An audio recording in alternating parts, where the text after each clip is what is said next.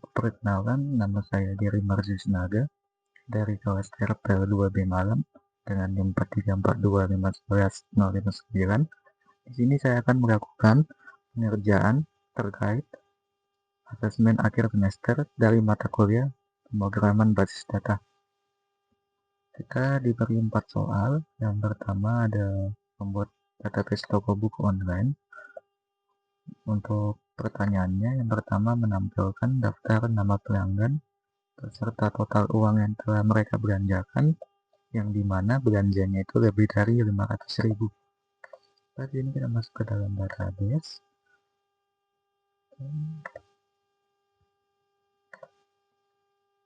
Di sini saya telah membuat kopian dari query-nya, jadi saya tinggal copy paste tadi di bagian sini.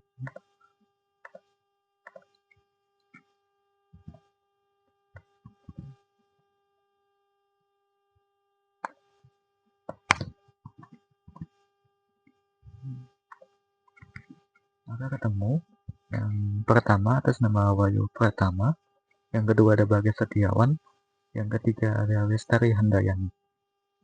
Next, untuk soal yang B, dia disuruh menampilkan 5 buku dengan kategori fiksi yang paling banyak dijual selama tahun 2023. Nah, kita masuk ke dalam database-nya.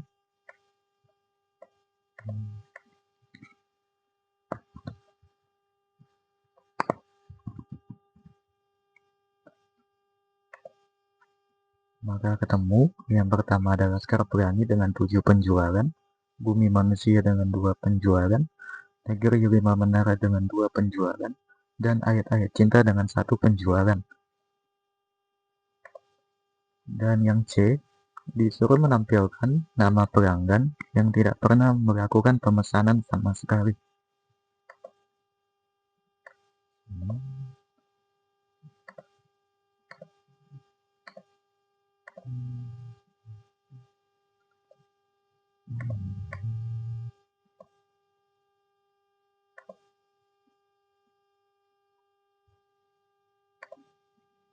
Maka ketemu yang tidak melakukan pemesanan sama sekali atas nama Yoga Firmansyah dan atas nama Siti Nurhaliza.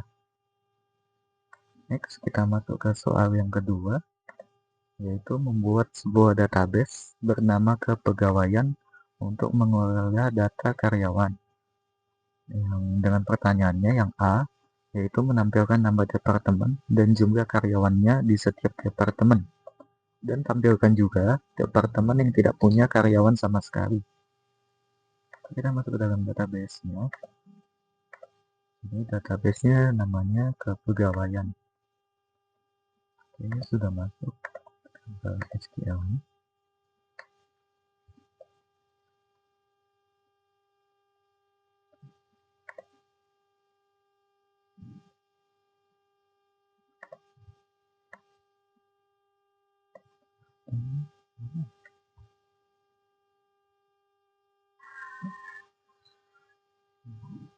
Maka ketemu yang pertama departemen IT mempunyai 4 karyawan, HRD dengan 2 karyawan, finance dengan 2 karyawan, dan marketing yang tidak mempunyai karyawan.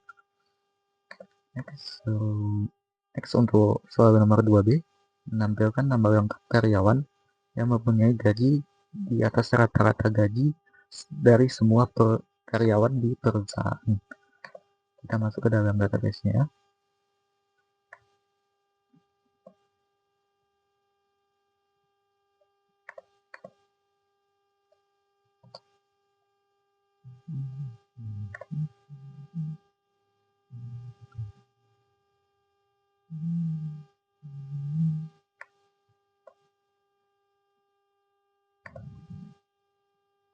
Maka ketemu yang gajinya di atas rata-rata atas nama Teguh Firmansyah, Hendra Gunawan, Surya Pratama, dan Melati Sari.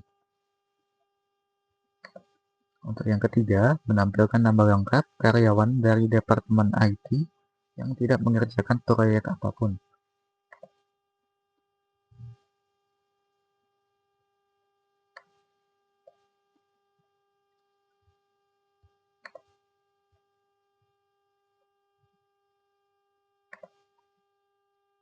Maka karyawan dari Departemen IT yang tidak mengerjakan proyek apapun atas nama Arya Wicaksono.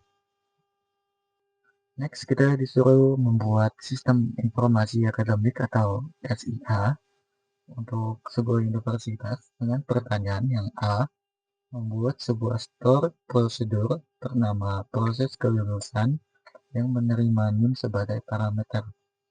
Prosedur ini memeriksa apakah semua SKS mahasiswa tersebut sudah mencapai 144 SKS. Jika iya, maka sistem akan mengubah kolom status mahasiswa menjadi lulus. Dan jika tidak, maka tidak akan ada perubahan yang terjadi. Prosedur harus memberikan pesan konfirmasi tentang hasil operasinya, Misalnya, mahasiswa dengan NIM berhasil diluluskan, atau mahasiswa dengan NIM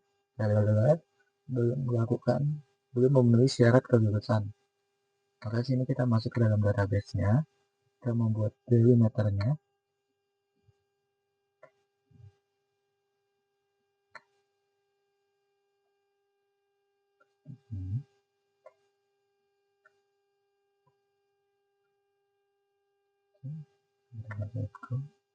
Oke, di sini delimiternya sudah masuk.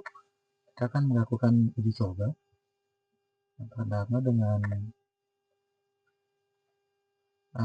NIM 33123.301. Kita pencet dulu di sini. Maka mahasiswa dengan NIM 33123.301 dia lulus. Sedangkan kita masuk ke NIM 302 di sini. Maka mahasiswa dengan NIM 302 dia memenuhi syarat untuk lulus. Oke. Next, kita masuk ke soal 3B, membuat function bernama hitung IPK yang menerima NIM sebagai parameter dan mengembalikan atau return nilai indeks prestasi kumulatif atau IPK mahasiswa tersebut. Kita masuk ke dalam database.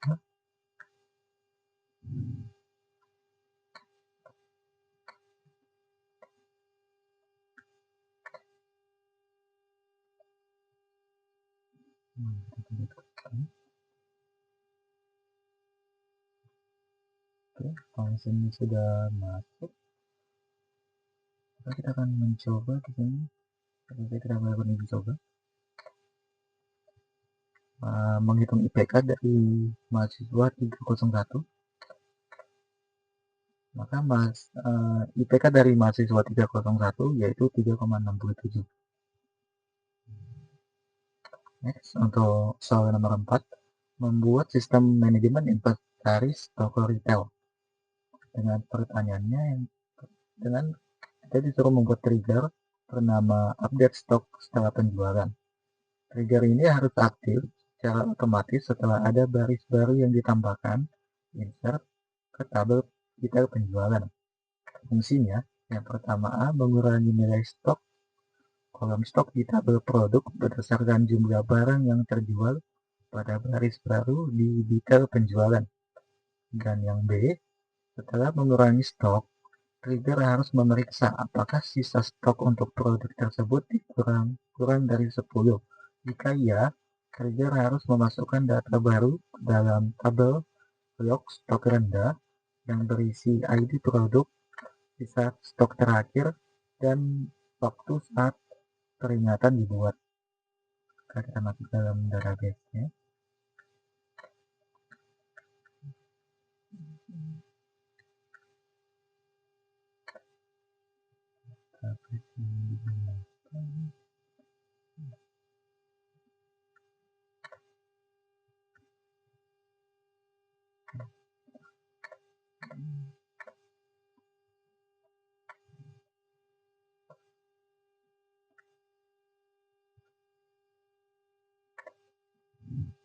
Maka triggernya sudah berhasil masuk ke dalam database inventaris.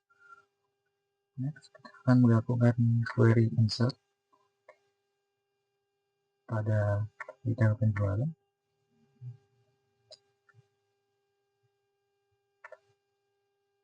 Oke, berhasil.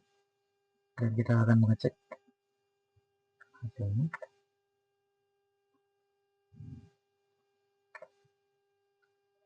Maka ketemu, yaitu ID produk 2, nama produknya Teboto Sosro, dan stoknya 7. Oke, kita melakukan satu lagi untuk uji cobanya.